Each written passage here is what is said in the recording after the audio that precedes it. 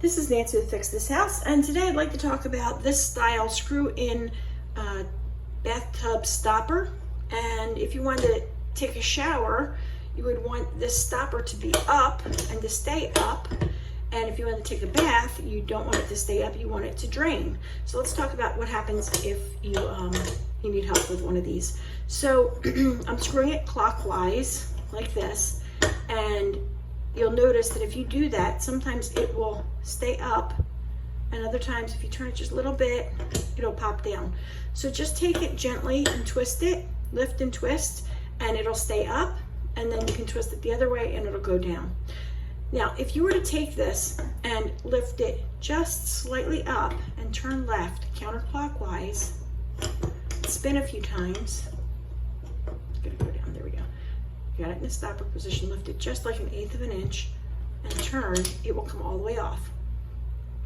Now, if you have it all the way off like this, don't panic. Here's how you put it back in. This is also a great way to clean out any junk that's in there, so hair gets stuck. And you want to take it and put it on so that it stops, and then lift it just like 1/16 of an inch and turn it clockwise like so until it stops.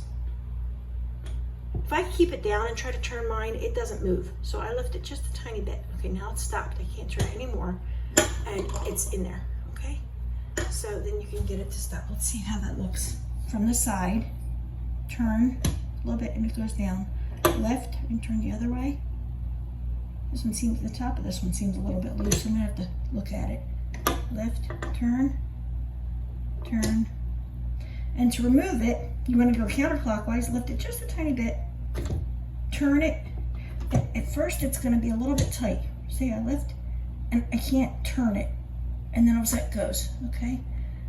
Turn, turn, counterclockwise, it comes out, set it back in, lift a little bit and turn it until it stops. And there you have it, and it's connected, okay?